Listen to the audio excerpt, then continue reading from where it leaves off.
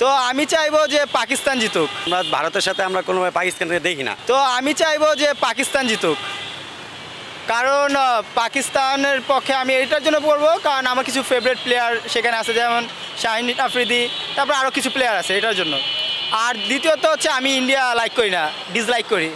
অবশ্যই ভারত পাকিস্তান মানে হচ্ছে আপনার কি ইলিশ বনাম চিংড়ি, বাঘ বনাম সিংহ, এইটা আশা করি ভালোই জমবে, খেলার মতো খেলা হবে। এটা অবশ্যই হবে, প্রতিদ্বন্দ্বীরা কথার লড়াই করবে, তারপর আপনার বিভিন্ন লড়াই হবেই।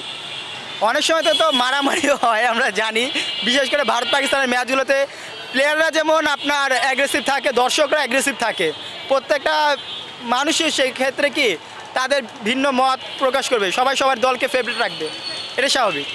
আমি মনে করি যে হচ্ছে পাকিস্তানের এই এশিয়া কাপটা নেওয়া প্রয়োজন, বিকজ বিগত কয়েকটা ম্যাচে বা পাকিস্তান বেশ ভালো খেলার চেষ্টা করছে, বাট হচ্ছে তারা এশিয়া কাপটা নিতে পারে না। দ্যাটস ওয়াই এইবারের কাপটা আমি চাই পাকিস্তান এটা নিক।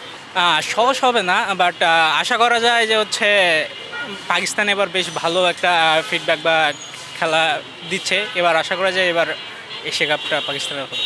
বাংলাদেশের খেলা আসলে সবসময় কষ্টদায়ক। বাংলাদেশ আসলে আমাদের যে বাংলাদেশের প্রতি যে আমাদের হচ্ছে একটা আশা থাকে, সেই আশা স্বরূপ হচ্ছে রেজাল্ট দিতে পারে না। এটা সবসময় আমাদেরকে কষ্ট দেয়। না, এগিয়ে তো থাকবে ভারতই। আমরা ভারতের সাথে আমরা কোনোভাবে পাকিস্তানকে দেখি না।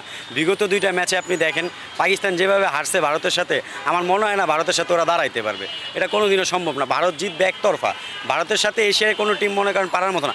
শ্রীলঙ্কার টিম দেখেন আপনি, একমাত্র শ্রীলঙ্কাই পারবে ভারতকে কোনোভাবে যদি অঘটন ঘটাইতে। পাকিস্তানের দ্বারা সম্ভব না। পাকিস্তানে না বাবর আজম আছে, না রেজন আছে, কোনো প্লেয়ারই নেই বিশ্বমানের। ওরা যে নিয়ে আসছে অনূর্ধ্ব 19-এর টিমের প্লেয়ার সব। তো পাকিস্তানকে আমরা ওইভাবে ধরি না।